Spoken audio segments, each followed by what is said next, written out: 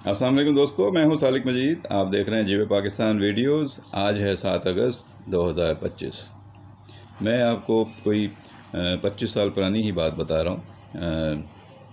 ہم لوگ new York میں بیٹھے ہوئے تھے، جیکسن ہائٹس میں ایک جگہ پہ کافی پی رہے تھے. تو ایک شخص تیزی سے دروازہ کھول کر اندر داخل ہوا اور اسے دیکھتے ہی بے ساختہ میں بول اٹھا، ارے ماسک مل گیا. میں ابھی ان کا نام نہیں بتا رہا، آگے جا کے بتا دوں گا یا آپ سمجھ جائیں گے جو لوگ جانتے ہیں ان کو. یہ بات ہے ایم کیو ایم کے دور میں. اس وقت ایم کیو ایم پاور میں تھی، اچھا خاصا اس کا اثر تھا کراچی کی سیاست میں. تو ان کے ایک وزیر تھے، وہ وزیر صحت تھے غالباً اس وقت. وہ پھر منحرف ہو گئے تھے، وہ پیپلز پارٹی میں چلے گئے تھے. وفاق میں پیپلز پارٹی کی حکومت تھی. تو ان کے لیے ظاہر ہے مشکل ہو گئی تھی. جیسے آج کل سوشل میڈیا پہ اگر کوئی مثال کے طور پہ جو لوگ کسی ایک پارٹی کو چھوڑ کے دوسری پارٹی کی طرف جاتے ہیں تو سوشل میڈیا پر ان کی خوب درگت بنتی ہے اور ان کے خلاف جو ہے وہ کافی غصہ نکالا جاتا ہے. اس دور میں سوشل میڈیا تو نہیں تھا، لیکن اور بہت طریقے تھے دھمکانے کے، پریشان کرنے کے. تو وہ سارے طریقے اختیار ہو رہے تھے. ایک دن ہم اسلام آباد میں بیٹھے تھے، ایک جج صاحب بھی تھے، کچھ بیوروکریٹس تھے اور کچھ سیاستدان تھے. تو اس محفل میں وہ صاحب بھی موجود تھے. تو وہاں ان سے بات ہوئی کہ بھئی اب آپ کے لیے زندگی مشکل ہوتی جا رہی ہے کہ اب آپ اسلام آباد میں رہیں گے یا کراچی واپس آئیں گے. تو انہوں نے کہا کہ میرا دل کرتا ہے کہ مجھے کوئی ماسک لا دے، میں اپنے چہرے پر ماسک لگاؤں، شکل بدلوں اور پاکستان سے نکل جاؤں، کیونکہ اب یہ مجھے یہاں چھوڑیں گے نہیں، مار دیں گے. میرے لیے بہت مشکل حالات ہیں، بہت دھمکیاں مل رہی ہیں. خیر بات آئی گئی ہو گئی. کچھ عرصے بعد ہم لوگ امریکہ میں تھے، وہاں پہ ہم لوگ اپنے دوستوں کے ساتھ بیٹھے ہوئے تھے. تو وہی موصوف کافی شاپ میں اندر داخل ہوئے. تو اس لیے میں نے بے ساختہ ان سے پوچھا، ارے ماسک مل گیا. انہوں نے کہانی پوری سنائی کہ کیسے وہ امریکہ پہنچے. میں نے پوچھا بھئی کیسے ہوا، آپ تو اسلام آباد میں تھے اور ماسک ڈھونڈ رہے تھے، پاکستان سے نکلنے کی کوشش کر رہے تھے، تو امریکہ کیسے پہنچے؟ تو انہوں نے بتایا میں اپنی پوری فیملی کو لے کے امریکہ پہنچ گیا ہوں اور بنگلہ دیش کے ایک سفیر نے میری بڑی مدد کی اس سلسلے میں، اور انہوں نے مجھے پاکستان سے نکلنے میں میرا ساتھ دیا. تو اس طریقے سے وہ صاحب جو ہیں وہ نکل کر امریکہ پہنچے. اور پھر انہوں نے کہا میں امریکہ آ گیا ہوں، میرے پاس کچھ پیسے بھی ہیں اور میں نے یہاں پر آ کر ایک گیس اسٹیشن جو ہے وہ لے لیا ہے اور اب میری فیملی اس کو لک آفٹر کر رہی ہے اور میں بڑا پرسکون ہوں. تو یہ آج سے تقریباً 24-25 سال پہلے کی بات بتا رہا ہوں، 2001 کی بات ہے. تو آپ میں سے کئی لوگ سمجھ گئے ہوں گے اور نہیں سمجھے ہوں گے تو پھر کسی اور وقت میں اور مزید ان کے بارے میں واقعات آپ کو سنا دوں گا. ایک اور واقعہ آپ کو سناؤں گا. یہ ہوتے تھے ڈپٹی اسپیکر سندھ اسمبلی کے راضی خان صاحب. ان کا مرڈر ہو گیا تھا.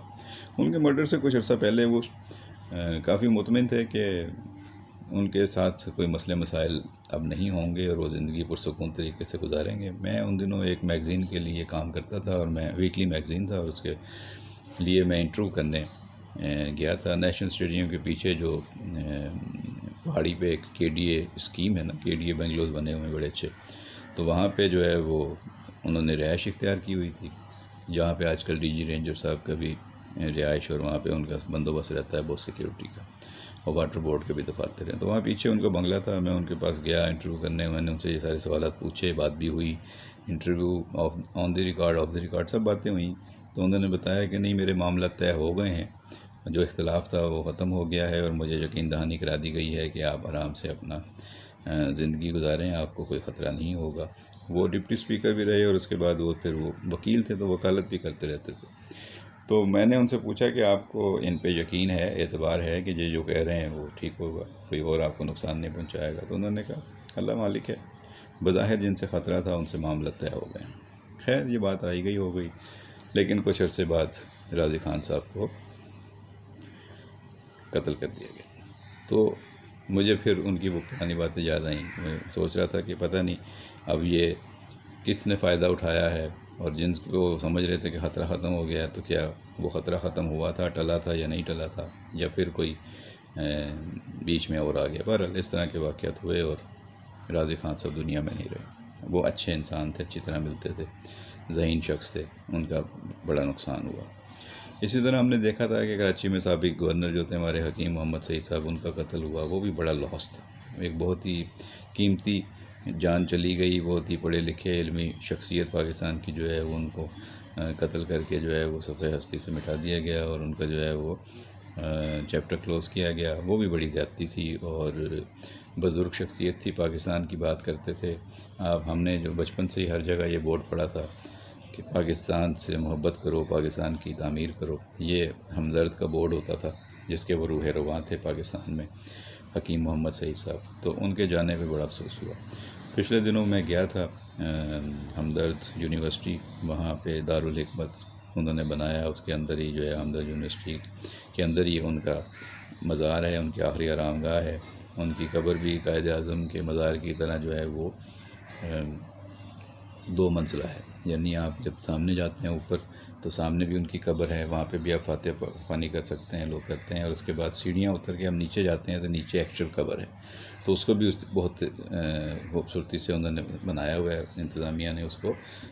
تو آپ حکیم محمد سعید صاحب کی قبر بھی 2 منزلہ ہے. آپ 2 قبریں ہیں ان کی, ایک اوپر سامنے بنی ہوئی ہے اور آپ اس پہ فاتح خوانی کرتے ہیں, لیکن وہ ایکچولی وہ صرف سامنے آنے والے لوگوں کے لیے ہے. ایکچوئل قبر جو ہے وہ نچلے فلور پہ ہے اور سیڑھیاں اتر کے آپ نیچے جاتے ہیں تو اندر جا کے آپ ان کی قبر پہ پہنچ کے پھر وہاں فاتح خوانی کرتے ہیں.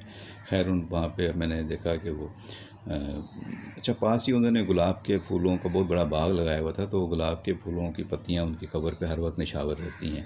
بہت ہی وہاں پہ جو ہے وہ گلاب کے پھولوں کی خوشبو ہوتی ہے اور بہت صفائی ہوتی ہے. سیکیورٹی گارڈ بھی وہاں پر ایک مامور ہے جو اوپر قبر کے پاس ہی ایک کونے میں کھڑا ہوتا ہے, اور آپ اس سے ریکویسٹ کریں تو وہ پھر اس کے چابی ہوتی ہے سیڑھیوں کے دروازے کی, اور وہ دروازہ کھول کے آپ کو نیچے لے جاتے ہیں اصل قبر تک. تو یہ میرا ایکسپیرینس ہوا, مجھے موقع ملا تو میں نے کہا میں آپ کو بھی بتا دوں. آپ میں سے جو لوگ جا چکے ہیں جن کو یہ سب پتہ ہے ان کے لیے تو نئی بات نہیں ہے, لیکن جن لوگوں کو یہ نہیں پتہ کہ قبر جو ہے وہ 2 منزلہ بھی ہوتی ہے, اور سامنے جو آپ جاتے ہیں تو جو قبر بنی ہوتی ہے, کتبہ لگا ہوتا ہے, وہ اصل قبر نہیں ہوتی بلکہ وہ بالائی منزل ہوتی ہے, اور اصل قبر نیچے جا کے سیڑھیاں اتر کے انڈر گراؤنڈ ہوتی ہے.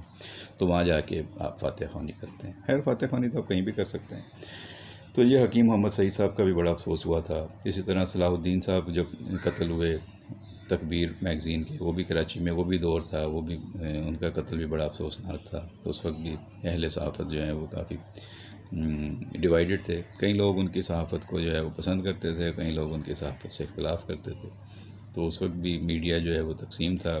میڈیا کا ایک حلقہ جو ہے وہ ایم کیو ایم کو سپورٹ کرتا تھا, ایک حلقہ ایم کیو ایم کے خلاف تھا, اور تاثر یہی تھا کہ صلاح الدین صاحب کی لڑائی ایم کیو ایم سے ہے تو ان کے قتل کے پیچھے ایم کیو ایم ہے, یا جو بھی ایجنسیوں کی لڑائیاں ہوتی ہیں ہمیں نہیں پتہ ہوتا, بعد میں واقعات کھلتے ہیں کس نے کس کو قتل کیا یا کیا ہوا. تو اس طرح کے بہت سے واقعات ہیں. پھر آپ کو ملک شاہد حامد کا قتل کا واقعہ یاد ہے, ابھی حال ہی میں کچھ مزید ملزمان اس میں جو ہے وہ ٹرائل ہوئے لیکن وہ شاید چھوٹ گئے ہیں. لیکن سہولت مرزا کو تو پھانسی ہوئی اس کیس میں, اور وہ ایم کیو ایم کے لیے جو ہے سب سے مشکل کیس تھا, اور اس پہ جو ہے وہ ایم کیو ایم کی قیادت اور ایم کیو ایم کی پارٹی کو کافی مسائل کا سامنا رہا. لیکن شاہد حامد کی جو بیوہ تھیں وہ سرکاری افسر تھیں, شہناز صاحبہ, انہوں نے میڈم شہناز نے کافی بہادری سے اس کیس کو لڑا. ان کا بیٹا بھی پولیس افسر ہے, اور وہ بھی کافی دلیر اور بہادر افسر.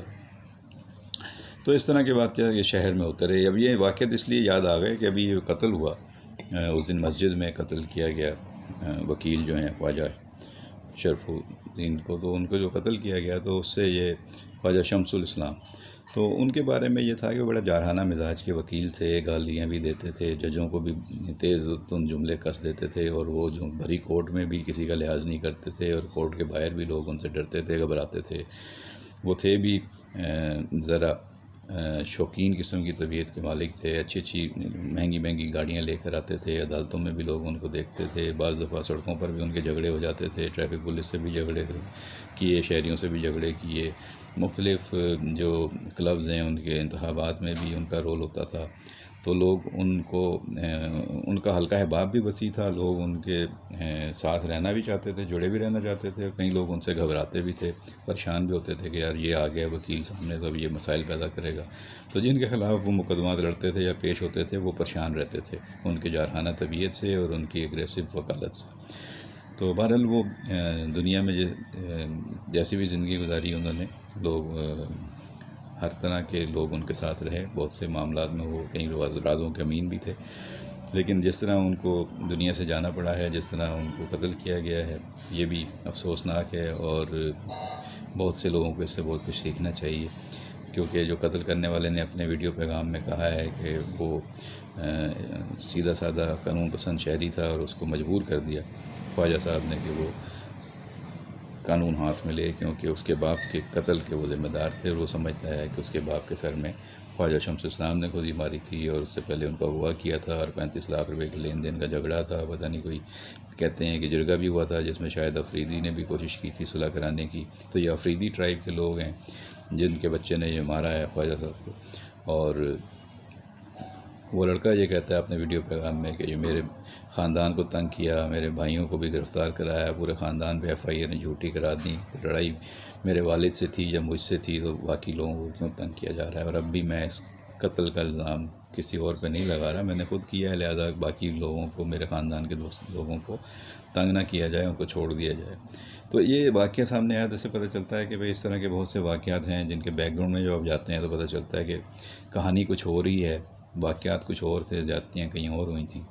تو کئی لوگ ہیں جو بچ جاتے ہیں، اپنے آپ کو ایک دفعہ وہ ٹھوکر کھاتے ہیں اور سنبھل جاتے ہیں، اور کئی لوگ ایسے ہیں جو دلدل میں اترتے ہیں، دھنستے چلے جاتے ہیں، اور چاہے یہ دلدل جو ہے نا یہ کئی طرح کی ہوتی ہے، یہ شہرت کی دلدل بھی ہے، یہ دولت کی دلدل بھی ہے، یہ ہوس کی دلدل بھی ہے، یہ مسائل کی دلدل بھی ہے، یہ کئی طرح کی دلدل ہے جس میں جو جہاں دھنس جاتا ہے وہ اس کا نکلنا مشکل ہوتا ہے۔ شہرت بھی انسان کو کہیں کا نہیں چھوڑتی، وہ بھی ایک طرح کا نشہ ہے، دولت بھی ایک نشہ ہے، اور طاقت بھی ایک نشہ ہے۔ تو آج کل کے دور میں اس دن بات ہو رہی تھی کہ اب اساتذہ کی عزت نہیں رہی، اس دن ہم نے دیکھا کہ استاد کو بھی جو ہے وہ ان کے بیٹے نے قتل کر دیا حیدرآباد کالونی میں، نعمت صاحب کو، تو وہ بھی بڑا افسوسناک واقعہ تھا۔ تو آج کل وہ کہتے ہیں کہ اساتذہ کی عزت نہیں رہی، اب پرانے لوگوں کی عزت اس طرح ویلیوز نہیں رہی، اب عزت ہوتی ہے یا آپ کے پاس پیسہ ہے یا آپ کے پاس پاور ہے، اور جو لوگ شرافت سے اور عزت سے زندگی گزار رہے ہیں وہ بس گوشہ گمنامی میں رہتے ہیں تو اچھا ہے، ورنہ ان کے لیے مسائل پیدا ہوتے ہیں، بلکہ ان کے لیے مسائل پیدا کیے جاتے ہیں۔ تو اللہ تعالیٰ سب کو اپنے حفظ و امان میں رکھے۔ یہ جو واقعات تھے ان کی یادیں اس لیے تازہ کر دیں کہ یہ جو 2-3 واقعات میں نے ابھی سنے دیکھے، خواجہ شمس کا قتل ہوا، اور اس سے پہلے جو ہے اس کے بعد جو ہے وہ پروفیسر نعمت صاحب کا قتل ہوا حیدرآباد کالونی والا، اور اس طرح کے واقعات کی خبریں دیکھیں تو دل دکھی ہوا، اور یہ کچھ پرانے واقعات یاد آ گئے۔ تو اللہ تعالیٰ سب کی مغفرت فرمائے اور آگے کے معاملات آسان کرے۔ جو لوگ مشکلات سے گزرے ہیں، بچ گئے ہیں، اللہ تعالیٰ ان کو حفظ و امان میں رکھے۔ جو لوگ ان واقعات کی نظر ہو گئے ہیں، بس اللہ ان کا معاملہ آسان کرے۔ ویڈیو پسند آئے تو لائک اور شیئر کر دیجیے گا، کمنٹ ضرور کیا کریں، اور پھر انشاءاللہ اگلی ویڈیو میں اور موضوعات پہ بات ہوگی۔ بہت شکریہ، اپنا خیال رکھیے گا، اللہ حافظ۔